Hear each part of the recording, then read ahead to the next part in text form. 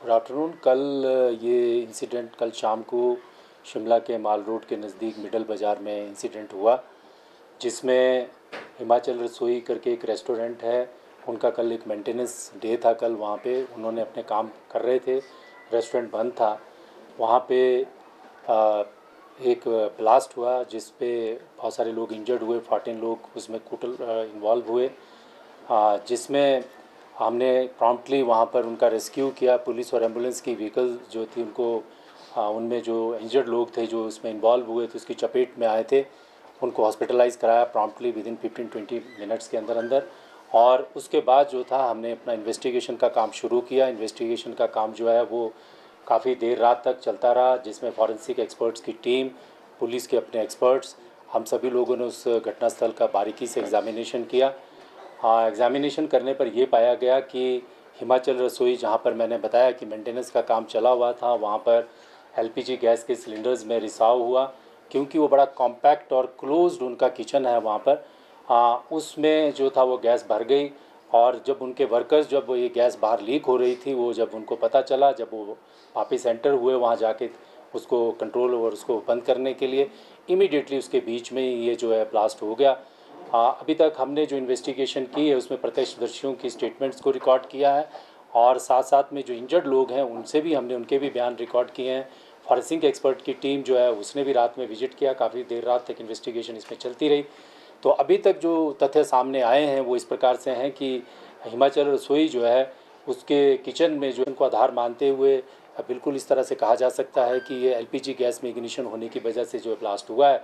एक special investigation team जिसमें forensic expert भी है, वो टीम हमने कॉन्स्टिट्यूट की है।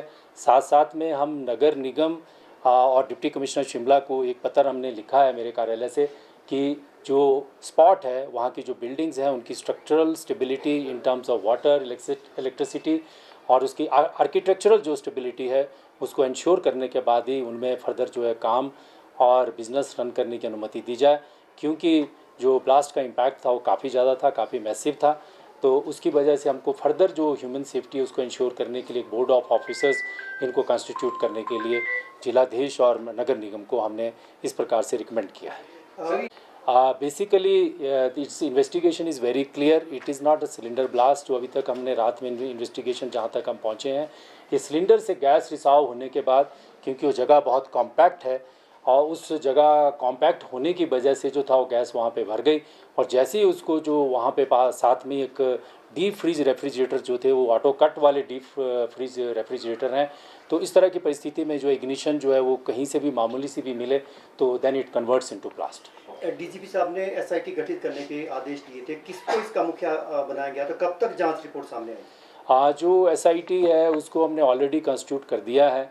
उसमें हमारे एडिशनल एसपी जो हेडक्वार्टर हैं सुनील नेगी, एसएचओ सदर, एक सब इंस्पेक्टर और एक फॉरेंसिक एक्सपर्ट की टीम हमने कंस्टिट्यूट की है, जिसने अपनी इन्वेस्टिगेशन ऑलरेडी शुरू कर दी है।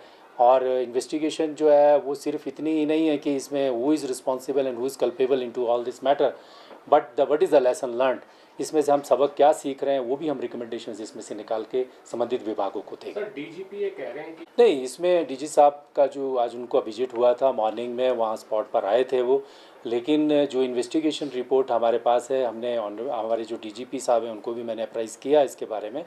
अभी तक जितना प्रिलिमिनरी इन्वेस्टिगेशन हमारे पास आया है वो बड़ा स्पष्ट है। जो इसमें इंजर्ड हैं लोग जो वहाँ पर थे, कि जो गैस लीक होने की वजह से एक चैम्बर सॉर्ट ऑफ कंडीशन वहाँ पे डेवलप हुई और उसके बाद जो उसमें इग्निशन क्रिएट हुआ, उसकी वजह से ये प्रथम दृष्टया जो है इंसिडेंट हुआ है। एसआईटी में टोटल कितने मेंबर हैं, क्या फॉरेंसिक के लोग भी उस एसआईटी का पार्ट हैं, और किन किन पहलुओं पे इन्वेस्टिगेट किया जा रहा है? ये डेफिनेटली जो एसआईटी हमारी बनी है उसमें फॉरेंसिक एक्सपर्ट भी हमने, एफएसएल डायरेक्टर जो हैं उनको एक पत्र लिखा है, उसमें मेंबर हैं, इम्पॉर्टेंट मेंबर हैं। एफएसएल की जो इंक्वायरी, जो स्पॉट इंस्पेक्शन और उसके बाद जो प्राइमरी ओपिनियन है, वो उसी के आधार पर जो है मैं बात कह रहा हूँ अभी, और फर्दर हम इसमें इन्वेस्टिगेशन करेंगे। हम इसमें इन्वेस्टिगेशन जो है वो जो ह्यूमन एरर है उसको देख रहे हैं, साथ साथ में नेग्लिजेंस का किस प्रकार के जो इसमें न्यूएंसीज हैं उनको हम इन्वेस्टिगेट कर रहे हैं। और अपार्ट फ्रॉम दैट जो टोटल ओवरऑल जो ह्यूमन सेफ्टी, जो इस प्रकार के रेस्टोरेंट्स चल रहे हैं हमारे जगह जगह पे, उन रेस्टोरेंट्स में किस प्रकार की ह्यूमन सेफ्टी होनी चाहिए, उन सब की एग्जामिनेशन करने के लिए भी एक रिकमेंडेशन हम देंगे। सर ये घटना क्या ये भी बता रही है कि एग्जामिनेशन कर रहे हैं पूरे विषय की, बिकॉज ये बहुत दुखद घटना है। इसमें 14 लोग जो हैं कुल मिलाकर जो है इन्वॉल्व हुए, उनमें से जो है अभी 8 लोग हॉस्पिटल से डिस्चार्ज हो चुके हैं, 5 लोग अभी उनका उपचार चल रहा है, एक व्यक्ति की बहुत दुखद मृत्यु हुई है इसमें। और सारी चीज़ों को ध्यान में रखते हुए अभी जो मैं बात अपनी फिर से रिपीट करता हूँ कि what is the lesson learn, वो पूरी की पूरी हम रिकमेंडेशन इसमें बनाएंगे और क्या क्या हमको भविष्य में भी सावधानियाँ इस प्रकार की परिस्थितियों में लेनी चाहिए, वो सारी सावधानियों की हम रिकमेंडेशन भी देंगे। सर मॉर्निंग में एक मैंने आप लोगों के साथ अपनी जो व्हाट्सएप स्टेटमेंट जारी करी थी उसमें मैंने सेक्शंस मेंशन कर दी थी। 304A जो इम्पॉर्टेंट सेक्शन इसमें है 33, 36, 337, वो मैंने ऑलरेडी आप लोगों के साथ शेयर करके रखी है कि हम किस तरह से इन्वेस्टिगेशन कर रहे हैं। डेफिनेटली इसमें जो भी एंगल्स हैं, क्योंकि इतना ह्यूमन इंजरी और लाइफ का लॉस हुआ है, सो वी विल डेफिनेटली इसमें प्रूव करेंगे कि who is responsible, who is accountable in this whole of the matter. वो इन्वेस्टिगेशन में 7 दिन के अंदर अंदर हम सारी बात को सामने लेकर के आएंगे। और दूसरा जो इसमें इम्पॉर्टेंट एस्पेक्ट है, वो इन्वेस्टिगेशन के साथ साथ जो हमारी फ़िज़िकल ऑब्जर्वेशन इसमें रहेगी कि ह्यूमन सेफ्टी को लेकर के क्या क्या पैरामीटर्स हैं और उन पैरामीटर्स को कितना अध्ययन करना चाहिए, कितना किए गए और कैसे करना चाहिए, वो सारी की सारी चीज़ जो है हमारी इन्वेस्टिगेशन के साथ जो पैरेलल जांच भी हम करेंगे, वो सारी की सारी चीज़ें हम उसमें सुनिश्चित करेंगे।